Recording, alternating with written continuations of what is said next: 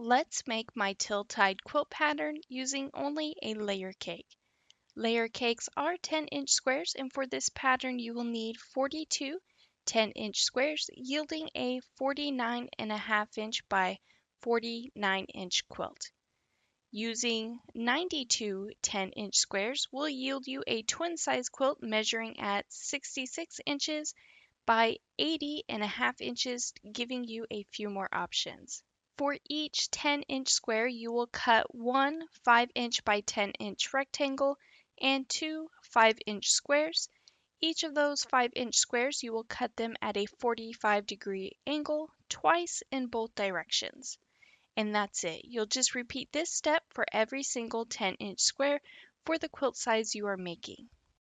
Then you will mix up your triangle prints and select 4 in different prints and sew them together with a 1/4-inch seam allowance. Now do be careful as you are sewing on the bias, and once everything is sewn together, your block will measure a 4-inch square. Then you are going to take your 5-inch by 10-inch rectangle and you are going to trim them to the exact same height as your Scrappy square, which will make it a 4-inch by 10-inch rectangle. And lastly, to create your block, you are going to take 2 Scrappy quilt blocks and one 4-inch by 10-inch rectangle and place them as follow, and then you're going to sew them together with a 1/4-inch seam allowance, leaving you with a 4-inch by 17-inch rectangle. So go ahead and repeat all these steps until you have made enough for the quilt size you've selected.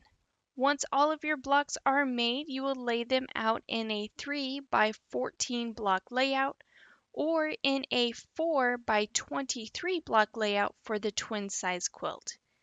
Then, as always, you will sew your blocks together to form rows, and lastly, sew those rows together to complete your quilt top. And here's what my tilt-tied quilt pattern looks like all finished. For the backing, I am using a print from within the collection. Then for the thread choice, I am going with glide threads in the color Mercury. And here's what my quilt looks like all quilted.